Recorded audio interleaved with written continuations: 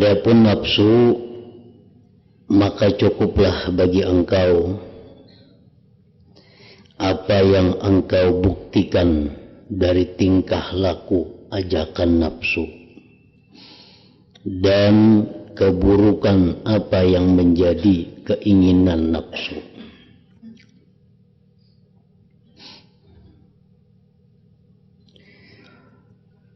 Nafsu ini dalam keadaan mengajak bersenang-senang adalah seperti binatang, dan dalam keadaan marah nafsu itu bagaikan binatang buas. Dalam keadaan menghadapi musibah, nafsu itu seperti anak kecil. Ketika sedang mendapat nikmat, nafsu itu seperti Fir'aun, sombong. Ketika sedang lapar, nafsu itu seperti orang gila. Ketika sedang kenyang, nafsu itu angkuh. Ketika engkau buat kenyang, ia menindak-nindak. Kalau engkau bikin nafsu itu lapar, ia menjerit dan mengeluh. Pindiknya, nafsu itu seperti apa yang diucapkan oleh seorang penyair, kahimari su in ashba'tahu ramahan nasa wa in ja'a nahaq. Artinya nafsu itu bagaikan himar yang jelik. Jika engkau buat kenyang, ia menendang orang, dan kalau lapar ia berteriak-teriak. Itulah nafsu yang lazim disebut dengan nafsu ammarah. Nafsu ammarah, nafsu yang selalu mengajak kita untuk berbuat kesalahan, yang mengajak kita untuk selalu mementingkan kesenangan-kesenangan sesaat, melupakan akibat dari kesenangan itu. Benar sekali orang saleh ketika berkata, di antara keburukan dan kebodohan nafsu ini yaitu apabila berniat melakukan maksiat atau bersegera kepada syahwat, lalu engkau belokkan atau engkau memohon bantuan dengan keagungan Allah Subhanahu wa ta'ala, kemudian dengan utusan Allah dan Nabi dan semua Nabiullah, dengan kitab Allah, dengan seluruh hamba Allah yang saleh, serta engkau hadapkan kepada maut, kubur, hari kiamat, surga dan neraka, maka nafsu itu tidak mau menurut dan enggan meninggalkan kesenangannya. Jadi nafsu itu artinya walaupun kita bujuk dengan memandang keagungan Allah, nafsu kita bujuk untuk menuruti apa yang dibawa oleh Nabi-Nabiullah, nafsu kita bujuk agar dia patuh kepada kitab Allah,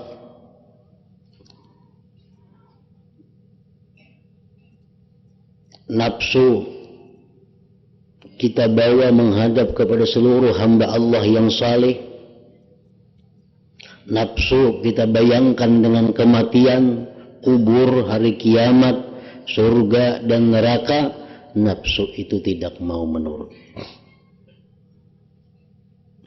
dan enggan meninggalkan kesenangannya. Tetapi kalau engkau menghadapinya dengan cegahan seputung roti, maka ia akan diam dan meninggalkan kesenangannya. Nah, itulah salah satu kebodohan dan keburukan nafsu. Hendaklah engkau ketahui kerendahan dan kebodohan nafsu ini. Lalu berhati-hatilah jangan sampai lengah dari nafsu engkau. Sebab nafsu itu sebagaimana difirmankan oleh Tuhan yang Maha Agung, inna nafsa la'ammaratun bisu. Ketahuilah nafsu itu selalu mengajak berbuat jelek. Walaupun kelihatannya baik, walaupun kelihatannya taat, tetapi ujung-ujungnya pasti akan menimbulkan kejelekan, menimbulkan kemaksiatan. Ayat ini cukuplah sebagai peringatan bagi orang yang berakal.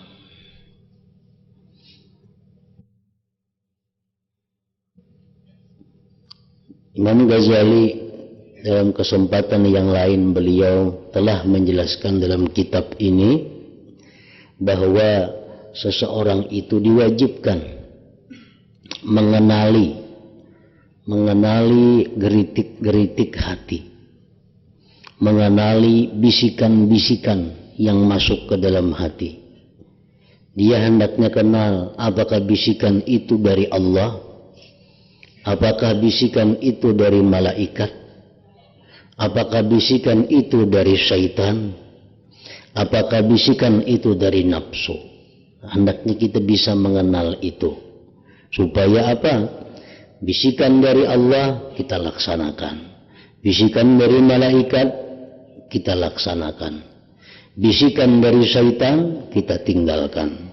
Bisikan nafsu kita tinggalkan. Sebab bisikan syaitan, bisikan nafsu itu bisa berupa kebaikan pada zahirnya. Nah, kalau kita bisa membedakan mana bisikan nafsu, mana bisikan syaitan, maka kita akan terjerumus ke dalam kerusakan, ke dalam kejahatan.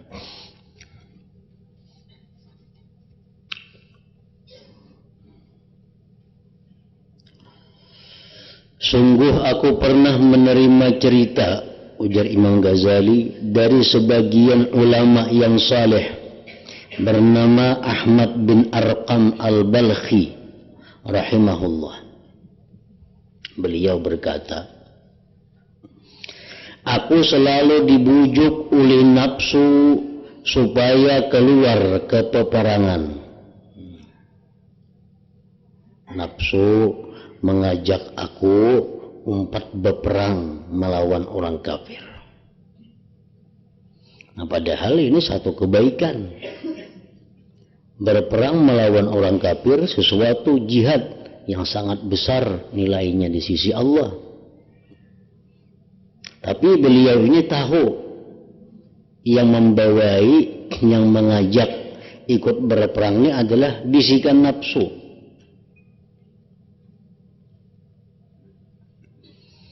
Nah, nafsu beliau ini membujuk supaya umpat berperang.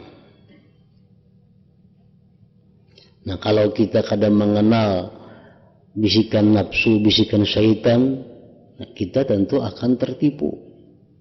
Karena ini ajakannya adalah kebaikan. Ini ajakannya ajakan taat. Dalam hati kita ini ada keinginan hendak umpat berperang.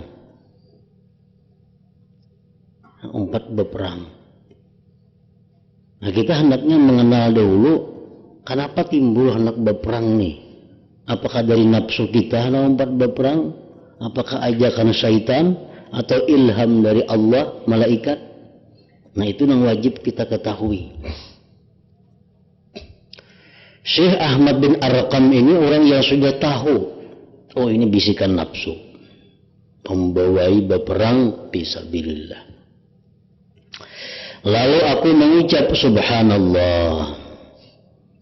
Allah telah berfirman, nafsu selalu mengajak berbuat jelek. Innan nafsa la'ammaratun bisu. Sekarang nafsu ini memerintahkan kebaikan. Kan aneh. Allah kada mungkin berdusta, mustahil. Dalam Al-Quran disebut nafsu itu mengajak kepada kejahatan.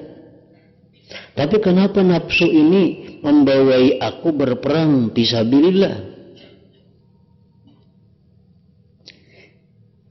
Ini tidak mungkin benar selamanya. Ini pasti nafsunya kada bujur mau berperang nih. Pasti ada apa-apanya. Tetapi nafsu ini enggan diajak beribadah. Nafsu ini enggan diajak beribadah. Ibadah lainnya kada mau. Anak 4 berperang tuh bang.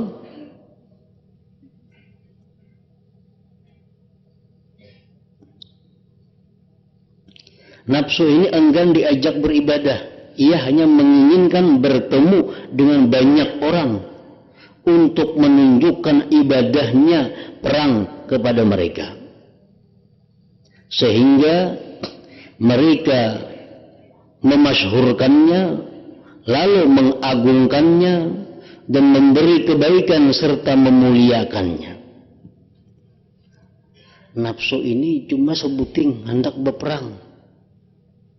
Karena dengan berperang itu kita bertemu dengan orang banyak, dan orang banyak akan memasyhurkan kita bahwa kita ikut berperang, dan orang banyak nantinya akan mengagungkan kita, memuliakan kita selaku manusia, selaku orang yang ikut berjihad. Nah, itu ujungnya daripada nafsu. Ikam baik berperang 4. Kayaknya ikam 4 berperang, orang tahuan pada ikam 4 berperang. Nah, kalau orang tahu ikam 4 berperang, ikam kayaknya dimuliakan orang, ikam diagungkan orang, ikam jadi orang terhormat. Nah, itu bujukan nafsu. Walaupun pada awalnya ibadah, tapi ujung-ujungnya supaya kita beribadah itu memandang agar orang memuliakan, memasyhurkan kita.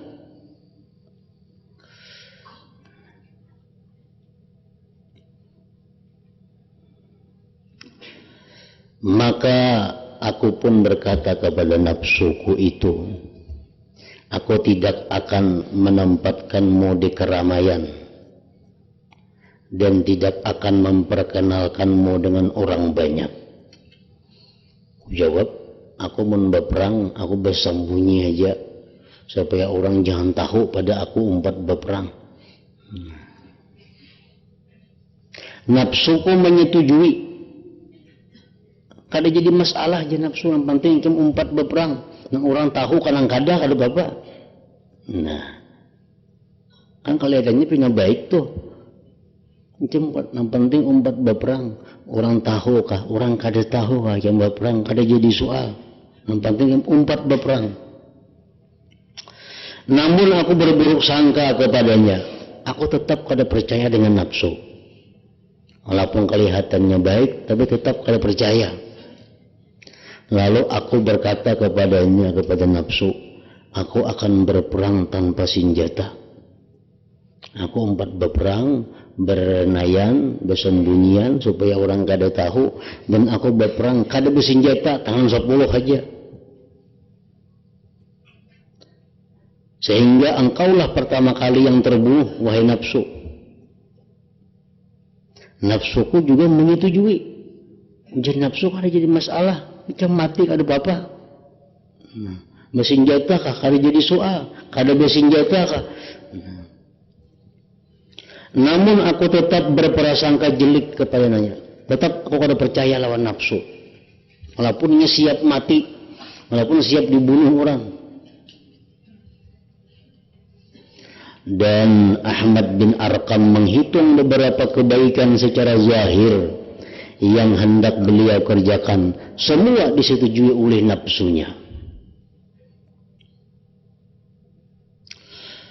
Beliau berkata, aku lalu mengucap, wahai Tuhanku, semoga berkenanlah engkau memperingatkan kepada nafsuku, karena aku selalu curiga terhadapnya.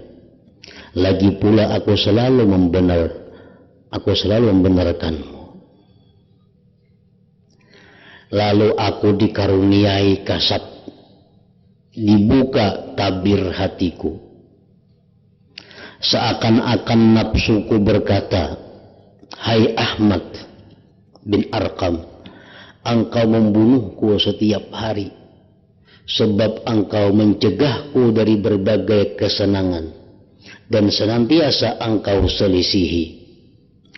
Padahal tidak seorang pun tahu, jika engkau ikut berperang, lalu aku terbunuh sekali, dan aku bisa selamat darimu, maka orang banyak mengatakan Ahmad mati syahid, dan aku memperoleh kemuliaan, serta disebut-sebut oleh orang banyak Ahmad bin Arqam. Selanjutnya berkata, aku berdiam diri di rumah, tidak jadi ikut berperang pada tahun itu.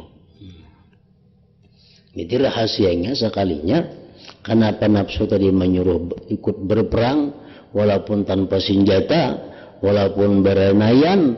Nah, karena ujar nafsu, karena akhirnya orang pasti tahu bahwa Ahmad bin Arqam ikut berperang. Andai kata inya matinya dibunuh, maka ia akan dianggap sebagai seorang yang mati syahid, lalu akan dihormati orang, akan dikenang orang sepanjang masa. Nah, itulah tujuan nafsu membawai berperang. Bukan lagi karena Allah, tetapi karena untuk mencari kemuliaan di sisi manusia. Nah, jadi perhatikanlah bujukan nafsu itu. Nafsu memasyhurkan engkau sesudah mati dengan amal yang tidak bisa dikerjakan sesudah mati. Benar sekali perkataan seorang penyair, dan sungguh indah ucapannya, tawakka nafsaka la ta'man wa ilaha, pan nafsu akhbathu min sab'ina syaitana. Artinya, jagalah nafsumu, janganlah engkau merasa aman dari pengkhianatannya, karena nafsu itu lebih jelek daripada 70 syaitan. Nah, jadi bila dalam hati kita ada keinginan untuk ibadah, hati-hati. Makanya disebut di dalam hadis, perlahan itu at-ta'anni minallah wal ajalah minasyaitan. Perlahan itu dari Allah, bersegera itu dari syaitan. Maksudnya apa? Kalau dalam hati kita ada bisikan, ada bujukan untuk berbuat taat, nah, jangan segera langsung berbuat taat, tapi hendaknya perlahan. Kita cari, kita teliti, nang hendaknya apakah nafsu kah? Atau bujukan syaitan kah? Nang supaya kita berbuat taat ini. Apakah memang itu ilham dari Allah atau malaikat? Nah, kita cek dulu hati kita. Kenapa garang hendak beribadah nih? Kenapa garang ikam hendak menyumbang nih tuh? Kenapa garang ikam hendak naik haji nih tuh? Kenapa garang ikam hendak umrah nih? Kenapa garang tujuannya? Nah, bila sudah positif bahwa itu memang ilham dari Allah, nah hanya laksanakanlah ibadah, itu pasti akan selamat. Tapi kalau semata-mata karena bujukan nafsu, bujukan syaitan, ibadah apapun yang kita kerjakan akhirnya akan membawa kepada kemaksiatan, akhirnya membawa kepada kejahatan dan kerugian. Ingat-ingatlah terhadap nafsu yang selalu membujuk ini, nafsu yang selalu mengajak berbuat buruk ini. Mantapkanlah hati engkau untuk menyelisihinya dalam keadaan apapun. Niscaya engkau benar dan selamat insyaallah ta'ala.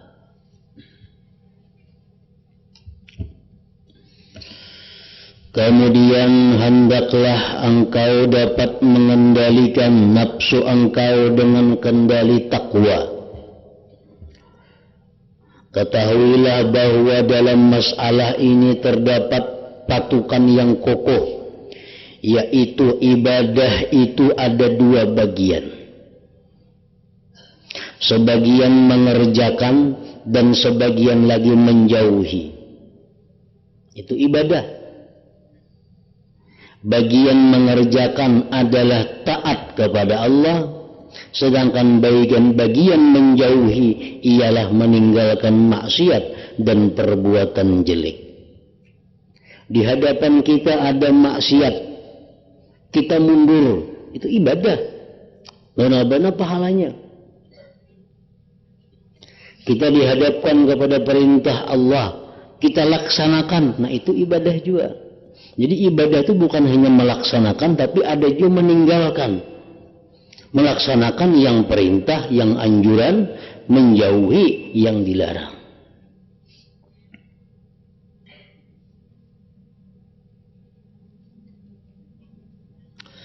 Mengerjakan taat dan meninggalkan maksiat itulah yang disebut takwa. Mengerjakan taat dan meninggalkan maksiat itulah yang disebut takwa. Kemudian bagian menjauhi itu dalam keadaan bagaimanapun lebih bisa menyelamatkan, lebih bisa membaguskan diri, lebih utama dan lebih mulia bagi hamba daripada bagian mengerjakan taat. Mana utamanya, kita menjauhi larangan atau melakukan taat? Lebih utama kita menjauhi larangan. Karena dalam hadis disebutkan, artinya kalau kamu disuruh melakukan sesuatu, ya Nabi, lakukanlah semampu kamu. Nah, bila kamu dilarang melakukan sesuatu, maka hindarilah sesuatu itu. Nah, kada ada berbuat semampu kamu.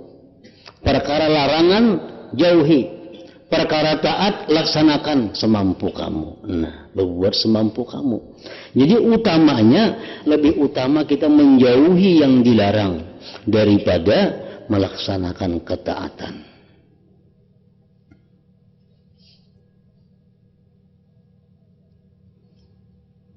Kita umpamanya naik haji, ini ibadah. Naik haji ini adalah ibadah. Tetapi kita kada akan bisa naik haji kalau kada melakukan maksiat dalam perjalanannya. Nah, ini kita naik haji, tapi kita kada kawan naik haji yang mulus. Pasti ada kita melakukan hal-hal yang maksiat. Contohnya apa? Umpamanya kita bisa naik haji, tapi kita harus menyuguk ini. Kita harus menyuguk itu. Kita harus menyuguk si B, si A, si C. Mungkin kita kada kayak itu, kita kada kalau naik haji harus suguk sana, suguk sini. Nah, maka naik haji itu kada menjadi kewajiban. Kada wajib lagi. Kenapa? Karena di dalam perjalanannya banyak terjadi kemaksiatan-kemaksiatan. Dan menjauhi maksiat lebih utama daripada melakukan ketaatan itu.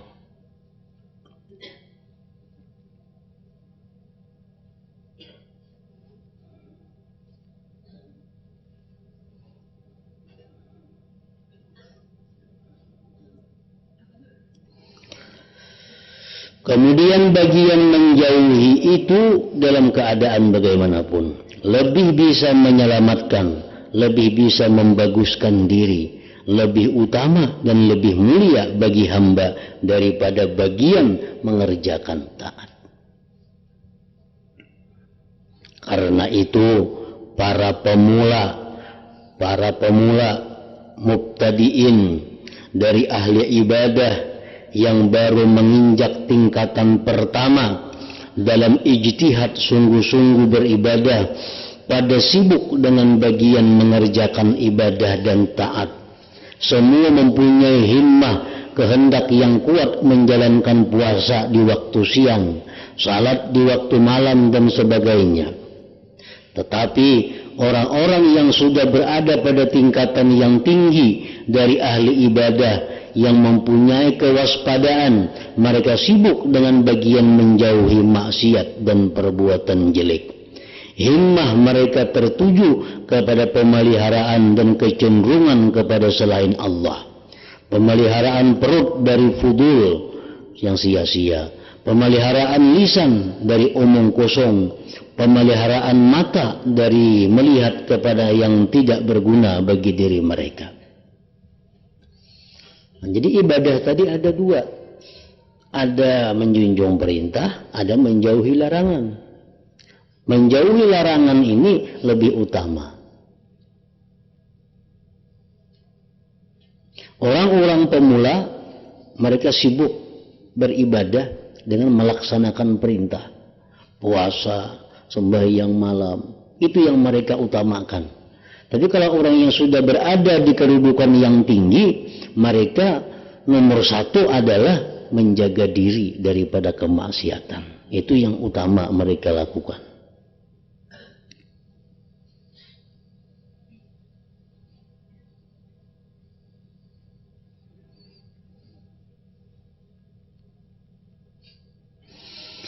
Dan bersesuaian dengan makna ini ahli ibadah kedua di antara 7 orang ahli ibadah berkata kepada Nabi Yunus, "Hai Yunus, sebagian manusia itu ada yang dikaruniai suka salat melebihi lainnya. Ia tidak memenangkan amal apapun melebihi salat. Salat adalah tiang agama ibadah. Dengan tabah menghadap kepada Allah, sungguh-sungguh dan merendahkan diri." Ada orang yang dikaruniai Tuhan suka sembahyang. Nya sembahyang suka luar biasa, ibadah lain inya kada macam itu. Sebagian ada yang dikaruniai suka berpuasa, selain puasa dikalahkan.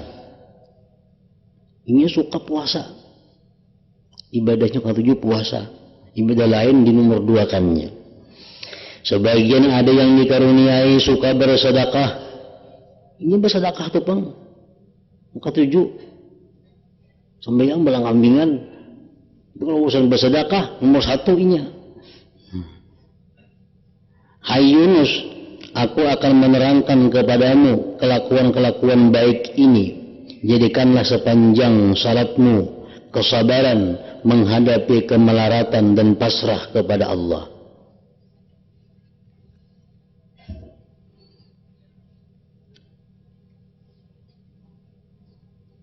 Aku akan menerangkan kepadamu kelakuan-kelakuan baik ini. Nang suka sembahyang, suka puasa, suka bersedekah tadi. Jadikanlah sepanjang salatmu kesabaran menghadapi kemelaratan dan pasrah kepada Allah. Jadikanlah puasamu diam dari segala keburukan. Jadikanlah sedekahmu cegahan dari merugikan orang lain. Sebab tidak ada sedekah yang lebih utama daripada mencegah dari merugikan orang lain. Tidak ada puasa yang lebih baik daripada diam dari segala keburukan. Hanya sembahyang itu, ini suka sembahyang, itu baik. Tapi yang lebih baik lagi, andai kata orang ini sabar dalam menghadapi musibah-musibah dan pasrah kepada Allah. Orang itu puasa suka, itu baik, tapi yang lebih baik adalah dia diam daripada melakukan segala yang tidak baik. Sedekah itu utama, baik, tapi lebih baik lagi andai kata dia mampu menjaga diri daripada merugikan orang lain. Apabila engkau telah mengetahui bahwa sisi menjauhi maksiat itu lebih utama untuk diperhatikan dan diusahakan dengan sungguh-sungguh, maka jika engkau dapat menghasilkan dua sisi, mengerjakan yang taat dan menjauhi yang maksiat sekaligus, berarti sempurnalah urusan engkau. Mengkawa kedua-duanya, yang taat dikerjakan, yang maksiat dijauhi, itu sempurna, tercapai kehendak engkau. Engkau selamat dan beruntung. Namun kalau anda hanya dapat mencapai salah satunya, maka hendaklah satu itu adalah sisi menjauhi. Kita dihadapkan sekaligus kepada perbuatan taat dan maksiat. Yang mana kita pilih? Pilih menjauhi maksiat.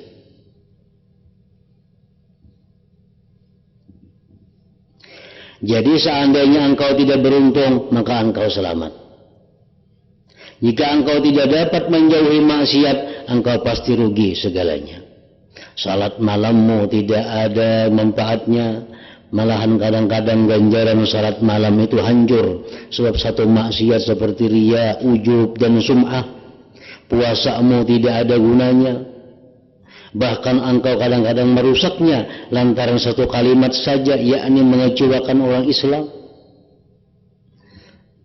Puasa tapi muntung kada dijaga, puasanya hancur. Nah, jadi menjaga muntung, menjaga mulut daripada berkata-kata hal-hal yang dilarang itu lebih utama daripada puasa itu.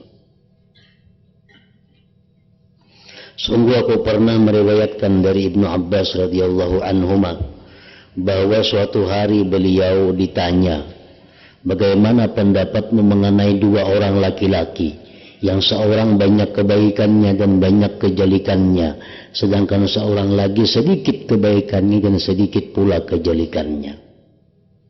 Nah, ini orang ini penyembah yang pemuasa, penyadakah, tapi gawiannya juga banyak juga nang maksiat. Nah, saya kong ini sembahyang kada banyak, puasa kada banyak, sedekah kada banyak, tapi maksiatnya kada banyak juga nya. Nah, mana yang lebih baik? Ibnu Abbas menjawab, aku tidak menyamakan apapun dengan keselamatan.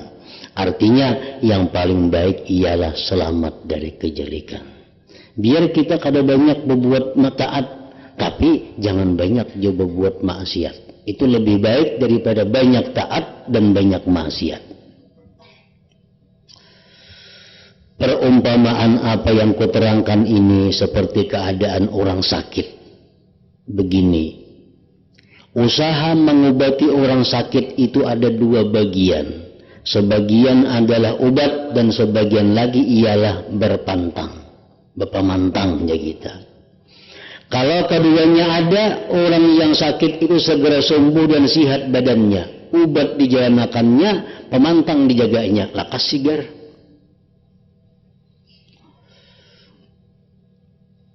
Jika tidak, maka berpantang adalah lebih utama. Karena berobat itu tidaklah bermanfaat bila tidak disertai berpantang. Sebaliknya kadang-kadang berpantang bisa bermanfaat tanpa dengan obat. Karena ingat tahan arti pemantang, kada bau obatan sigar.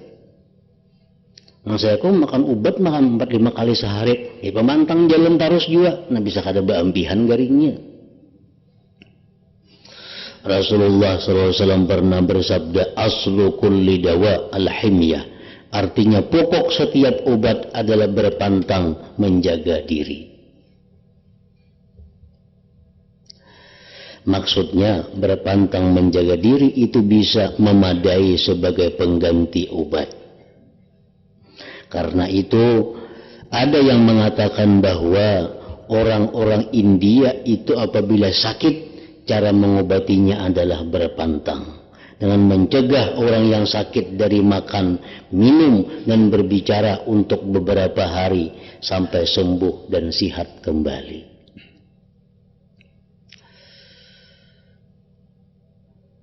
Maka jelaslah bagi engkau dengan keterangan di atas bahwa takwa, menjunjung perintah Allah, menjauhi larangan Allah, merupakan pokok dan inti ibadah. Para ahli takwa adalah orang-orang yang berada pada tingkatan tinggi dari golongan ahli ibadah. Oleh sebab itu hendaklah engkau memeras kekuatan untuk mengupayakan selalu takwa tadi. Selalu menjunjung perintah Allah dan menjauhi larangannya. Dan kita ingat bahwa menjauhi larangan itu lebih utama daripada menjunjung perintah. Aku kawai bersedekah, kawa membantu orang, kawa menyumbang orang, tapi aku mencuntan duitnya. Jadi seorang kada diisi. Nah, bila aku mencuntan, kawa aku bersedekah. Mun aku kada mencuntan, kada kawa bersedekah. Nah, mana baiknya? Mencuntan bersedekah, lawan kada mencuntan, kada kawa bersedekah. Lebih baik kada mencuntan, kada bersedekah daripada mencuntan bersedekah. Karena mencuntan sudah berdosa. Bersedekah, sedekahnya kada berpahala karena duitnya duit cuntanan. Nah, kita menahan diri daripada mencuntan, mencuri itu adalah ibadah, sudah mendapatkan pahala dari Allah Subhanahu wa taala. Nah, oleh sebab itu hendaklah engkau memeras kekuatan untuk mengupayakan laku takwa serta mencurahkan perhatian kepada takwa. Semoga Allah Ta'ala memberikan taufik kepada kita semua. Amin amin ya rabbal alamin.